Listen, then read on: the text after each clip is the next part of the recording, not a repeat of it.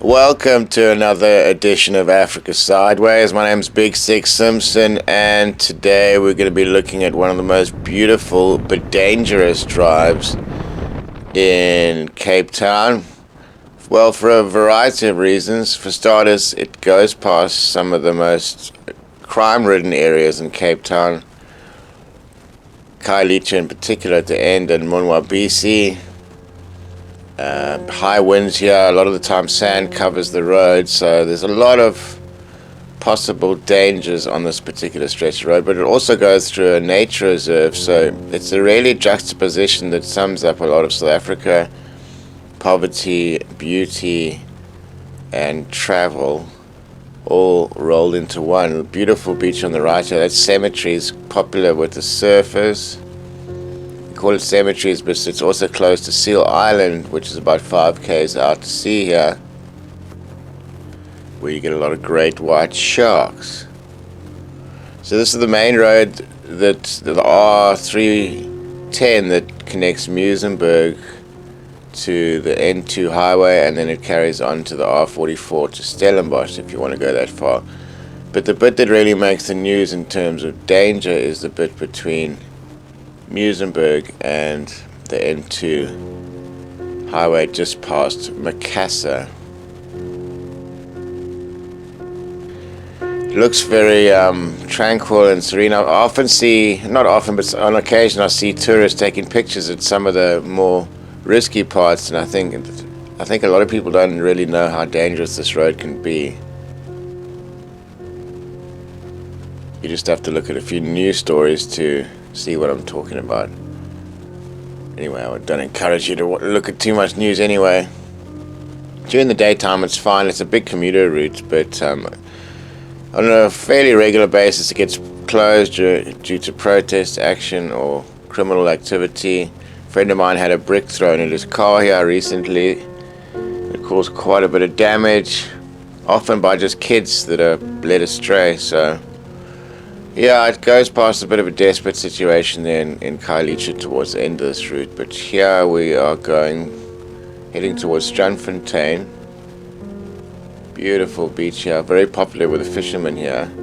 But you do have a dump site on the right, so it's another interesting thing that all the nutrients from the dump and whatever else seeps slowly into this water here, and which attracts fish and fishermen. So I'm not sure I'd like to eat a fish from here.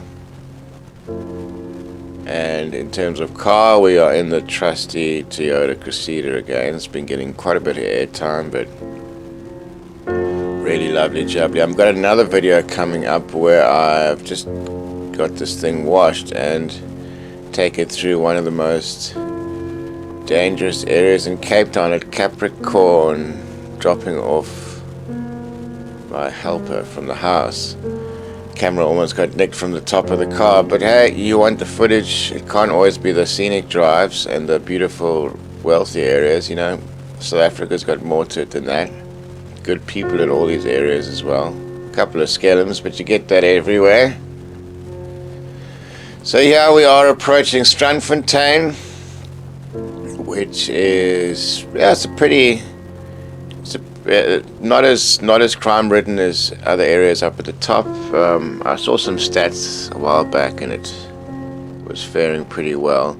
There is a road, a quieter road along that runs parallel to this road that I think they used to do drag race. Well, they did used to do drag racing then, and every now and again a body gets dropped off there from some gang activity. So yeah, this does have a dark underbelly, this region. So I do come back here at night time, which is not really advised unless you know what you're doing, because it can get quite dodgy. I have not broken down. I was in the X trail and I got bottomed out. I went on the little sands. The car park got sanded over and they hadn't come and cleaned it up, so I thought I'd bomb through there and got high scented. Sure, that was scary. Thankfully Flappers had his phone on and we called his lovely sister to come get us out of there, but I was brooking my pants, I can tell you that, ladies and gentlemen. It's a beautiful area, but she can be a cruel mistress. It's actually a pity because this area has got a lot going for it. Really, some beautiful beaches and escapes. It does get quite windy. The history of this area, not one of the prized areas, and it has been kind of forgotten for a large part of Cape Town planning.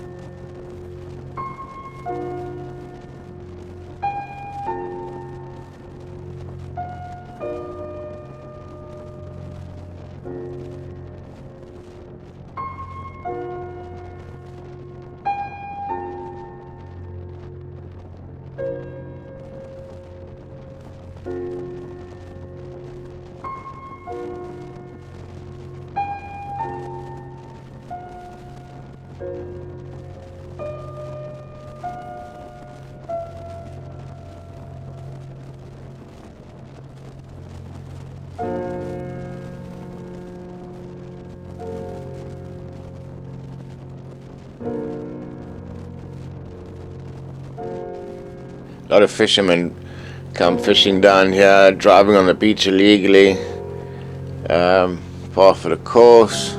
I would never do such a thing, you know that. But anyway, on and on we go.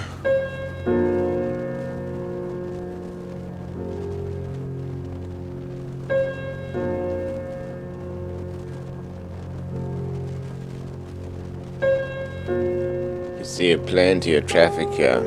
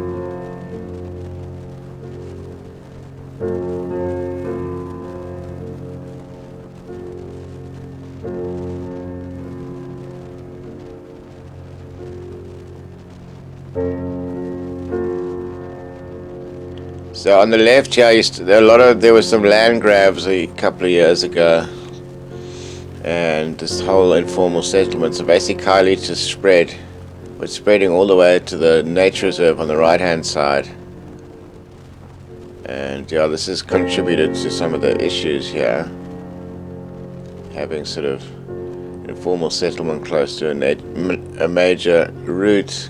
You see, there's those are burn marks on the road there. So I'd say this is probably the most dangerous section we're coming through here. If you get a flat tire, I would recommend just carry on driving. Cars can actually go on there.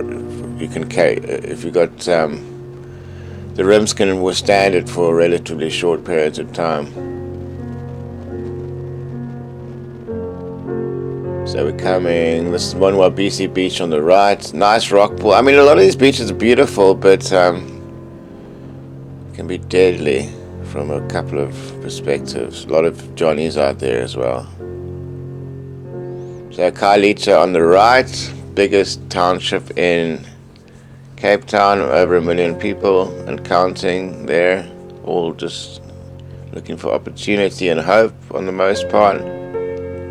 The driving in there is quite creative, let's say, and pushy, and actually some of the most aggressive driving in the world. The interesting thing is that most South Africans out of their cars are very chilled, but put them in a car and in a taxi in particular, and it's all man, woman and child for themselves. I will take a drive through there one time and give you a little look.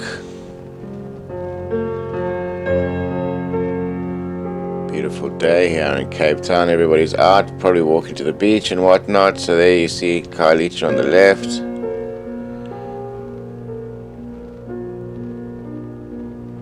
And it just goes for miles and miles. You can't really get a full appreciation from this camera angle.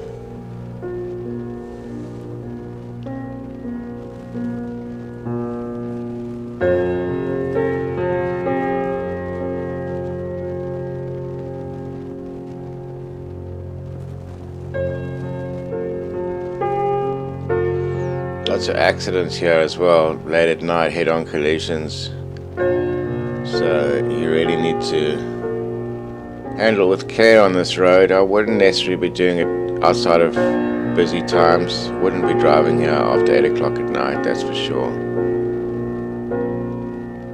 Which is something I did, which will be coming up in a couple of minutes. So we're heading probably about 2 k's from the N2 now.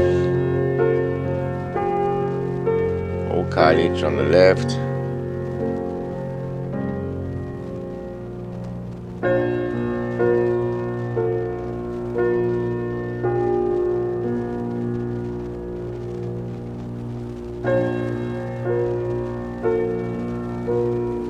Okay, I think that on the right is the water treatment center.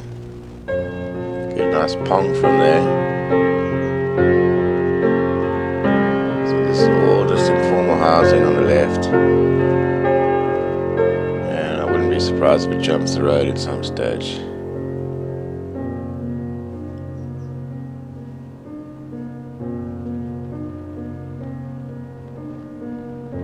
Driving is creative. Got to keep your eyes open. People will it's every man for themselves, and it's not, at a four-way stop, it's not one for one. It's 1-1-1, me. South African way on the road, at least in the cities. In the countryside it's a lot more chilled and cordial, lime cordial. So we're getting close to the N2 now. National Highway of South Africa connects Cape Town and the Garden Route and beyond. N1 connects Cape Town and Johannesburg through the interior. So this is pretty much through the worst of it. Coming up over the N2 now.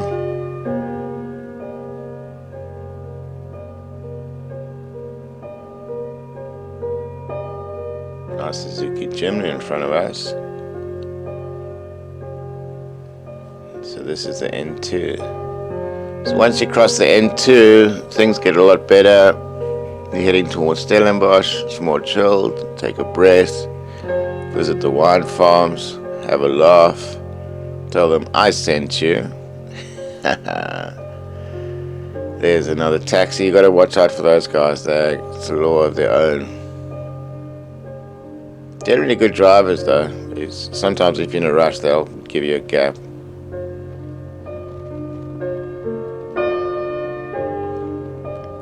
Okay, so there you have it. That's Baden Powell from Muizenberg to the N2. Let's see how it looks like after dark. Space out. So there you go. We're entering from the N2, taking a left onto Baden Powell. This is probably about 10 o'clock at night. Still relatively busy, but if I wasn't doing this filming, I would probably have taken the N2, but also Muizenberg means I could pop in and see flappers. So here we go, ladies and gentlemen. This is the route in reverse now, coming from the N2 through to Muizenberg. Khayelitsha on the right.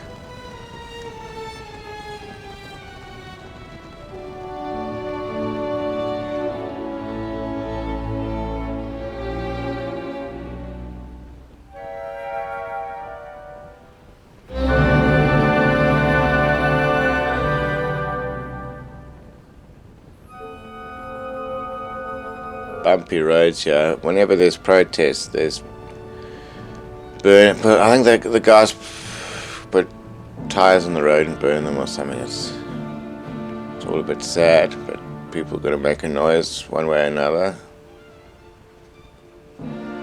It's all good, man. All good, man. So yeah, still pretty quiet. Still pretty quiet, thankfully. Good tip here is to not tailgate, but you want to go relatively close in front of the person in front of you. They can be your sweeper.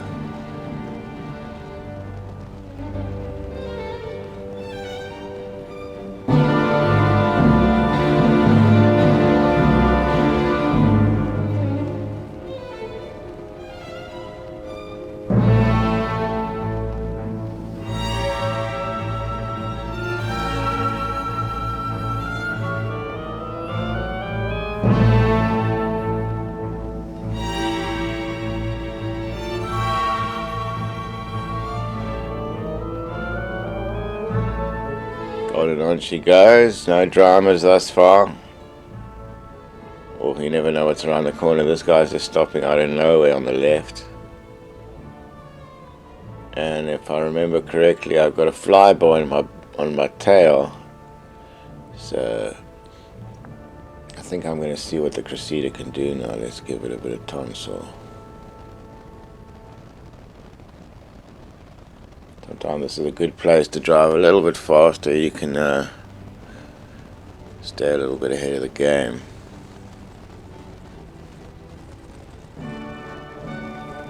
For the most part, the road's in good condition when it's not sanded over. There's some really nice sections, fast sweeping corners, little hilly sections. It would be great in times to come if this area could really be improved for everybody.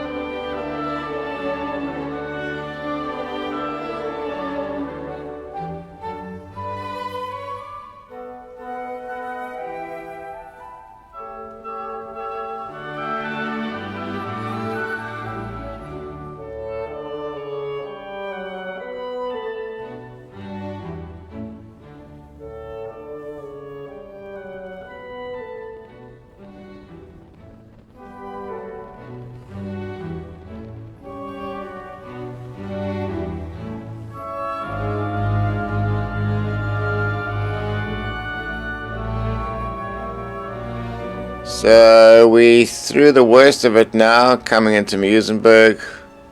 All safe on this particular run.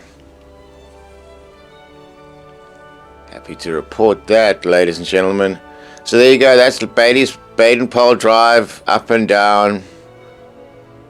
One of the most dangerous drives in Cape Town, but we survived. The key with Baden Powell is go during rush hour and you should be fine, and make sure your car is in a roadworthy condition. You don't want to be breaking down there, and have your phone charged up. Because it is a beautiful drive, but you got to know what you're doing. And if you're a tourist, don't be stopping your car and taking pictures. It might be the last picture that camera takes in your hands. So keep it stum, keep it peeled, and we'll catch you next time on Africa Sideways. Peace.